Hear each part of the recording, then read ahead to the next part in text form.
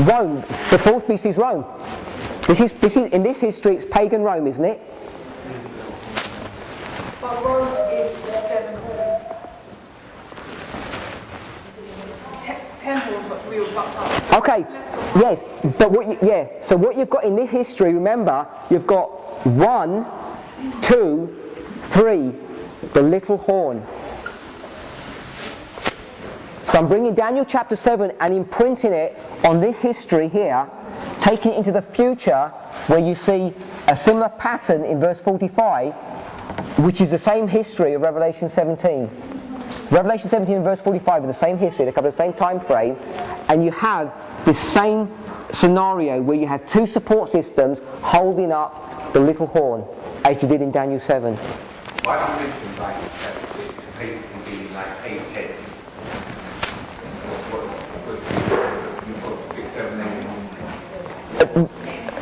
8. The reason is at the end of the world you have a threefold union, and that threefold union in the idea of Revelation 17 is discussing the 6th, 7th and the 8th head. Remember, it says there are only 7 heads, but it introduces one which I'm introducing as the 8th. So the 8th has this model, if you like, of being the 5th. And that's why I put it as number 8. And I said before, it's like a phantom head. It doesn't really exist, but it is there.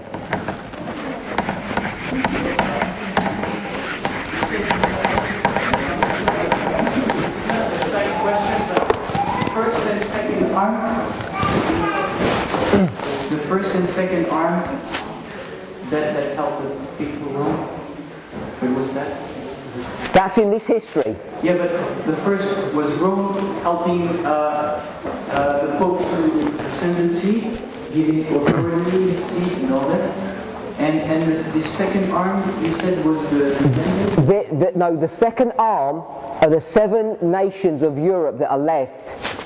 So they are helping both sides are helping the papacy. Yeah. Both sides are helping the papacy. If you ask the question, you had 10 horns and then you had 7. You go from 10 to 7, yes? And these horns are plucked up by somebody. Who plucks them up? You don't have to answer, I'll tell you. The power that plucks up the 3 horns is pagan Rome. Pagan Rome is the power that plucks up the 3 horns, and who does he do it for? He does it for the papacy.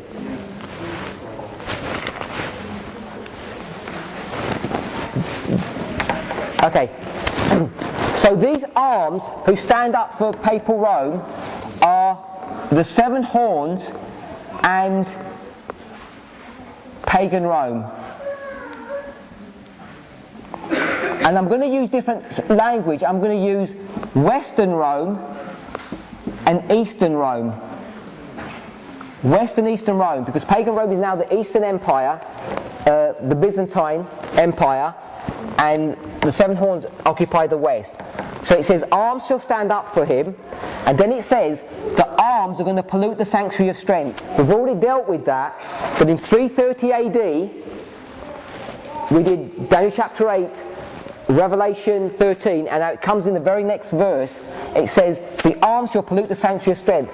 Pagan Rome voluntarily leaves the sanctuary of its strength, thus polluting it and vacating that space for papal Rome in 330 AD, and papal Rome then becomes the king of the north. Take away the daily. This taking away of the daily is the same history that's given in Daniel chapter 12, and the date for this is 508 AD, when in Daniel chapter 12 verse 11, I think. It says, from the time that the daily sacrifice shall be taken away, and the abomination that maketh desolate, there shall be 1,290 days. So the taking away of the daily in Daniel 12:11 is the taking away of daily in this verse, and it occurs in 508. And then it says, place the abomination of desolation. So this is again connected to this idea of the taking away of the daily, and 30 years later, in 538, Papal Rome is now being placed. It's been placed as the ruler of this world. And how does it achieve that? By taking down the 3 horns. The 3rd horn is taken down by 538 AD. Everybody familiar with that history of the three horns? So you see, he receives power, seat, and authority. The papacy is being placed as the supreme ruler in 538 after it's taken down these 3 empires in exactly the same way that after 31 BC, when pagan Rome had taken away the nation of Greece, those 3 empires, Syria, Egypt, and the glorious land of Daniel 11 verse 9, where then it ruled for a time from 31 BC to 330 AD. Then as soon as that happens, it loses its title for the King of the North. I just want to give a date here for its receiving of power. It comes from this term here, where arms shall stand for him. Now, there are these 7 horns and pagan Rome that stand up for the papacy, but there's one date that really sticks out as an eventful time, and that's 496 AD. Let me double confirm that. It's that date.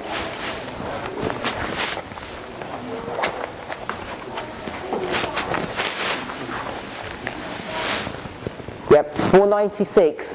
And 496 happens when, what's his name? Clovis, that's right. When Clovis converts from paganism to Catholicism and gives his arms, his support to the papacy. So he receives his power in 496 AD. And the reason why it's important to understand Daniel 7, that the horns are pagan Rome, is because it said in Revelation 13 that the dragon of pagan Rome is going to give its power, but we find here that the entity spoken about is actually Clovis. Okay? It's actually Clovis. Okay, remember we said the dragon, pagan Rome, gives Papal Rome its power, seat and great authority, and the power that it receives is 496 AD. But I'm marking 496 AD at the conversion of a French king. Okay? It's a French king, but that French king is one of the 7 horns, and the 7 horns was part of pagan Rome. Okay? Also, there's another connection between those in Revelation chapter 11. In Revelation chapter 11, which is dealing with the French Revolution,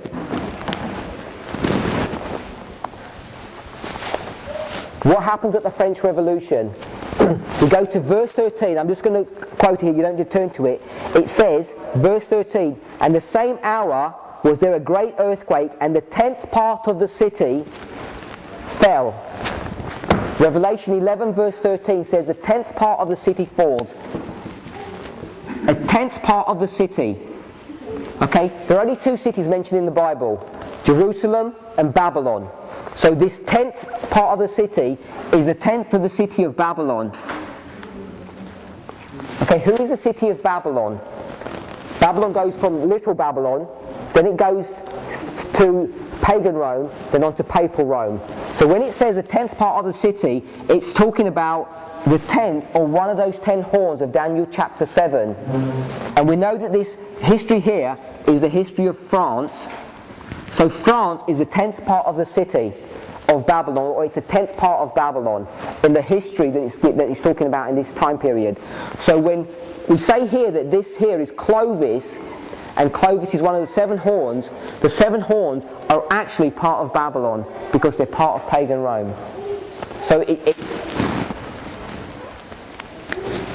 it's consistent within itself to say that the dragon gave its power in 496, and that power was the French armies. So Clovis was the king of France. He was the king of France. And what about the daily? You shall take away the daily. What does that first function? Take away the daily. The date is 508. Is that the question that you had? The daily is paganism. don't understand. Okay, so the history for this here, there's a history for this. The history is that Clovis, who is the Franks, goes to war with the Visigoths. And they have warfare between themselves between the years 507 and 508. And because of the strategic position of the Visigoths in that time frame, once the Visigoths came off the scene in 508, all effective opposition for the papacy had been done away with. All the opposition had been done away with. The Visigoths are not one of the three horns, by the way. Okay, but they were standing in opposition to the work of the papacy, and once they come off the scene, there's very little opposition offered against the papal rise. And so that's why we mark the date 508 when the daily is taken away, so that by 538, 30 years later, the papacy has got no opposition. So it means that the pagan powers have been removed, and so it gives space for papacy. That's correct. But not paganism hasn't been totally done away with, but the main opposition has been done away with, and it comes out of the scene.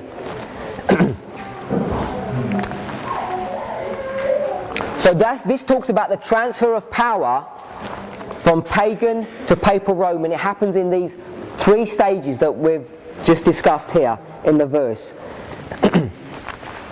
I want to bring some parallel into this history, into our history.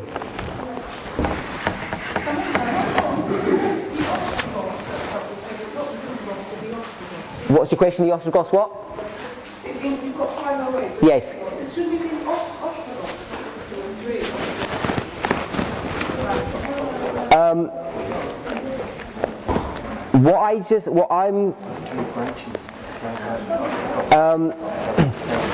What I just suggested was that this power here that's taken away in 508 are not the three horns. The three horns are the Herlii, Vandals and Ostrogoths. The Herlii get taken away in 493, the Vandals in 534, and the Ostrogoths in 538. So 538, when the Ostrogoths come down, mark this date. But there's some work that needs to be done before that. Before you can get to 538, you need some preparation work done, and you have to get rid, or start the process of getting rid of this pagan opposition.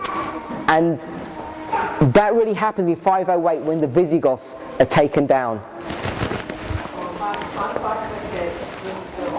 That's right.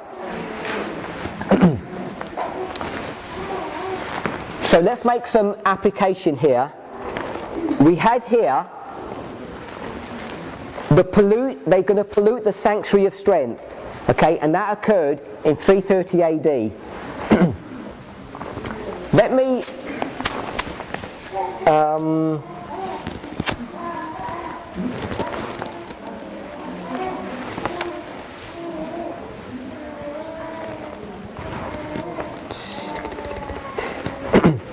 let me read this portion that we read yesterday. I think, or maybe it's Friday. It's from 13 Manuscript Releases, page 394. I already gave you the reference of this. It says, "We have no time to lose. Troublous times are before us. The world is stirred up with the spirit of war. Soon the scenes of trouble spoken of in the prophecies will take place. The prophecy in the 11th of Daniel has nearly reached its complete fulfillment.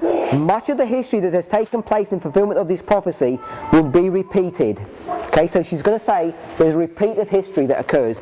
Then she says, in the 30th verse, which is the verse that we've just been discussing, a power is spoken of that shall be grieved. So, you use the mic. I'm sorry. What's the quote?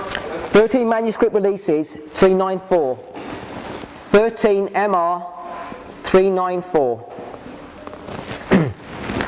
"We have come to a time, we have no time to lose. Troublous times are before us. The world is stirred with the spirit of war. Soon the scenes of trouble spoken of in the prophecies will take place. The prophecy in the 11th of Daniel has nearly reached its complete fulfillment. Much of the history that has been taken place in fulfillment of this prophecy will be repeated. In the 30th verse, a power is spoken of that shall be grieved and return and have indignation against the Holy Covenant, and so shall he do. He shall even return and have intelligence with them that forsake the Holy Covenant. And then she goes on to quote from verses 31 to 36. Okay, so she quotes from verses 30 to 36.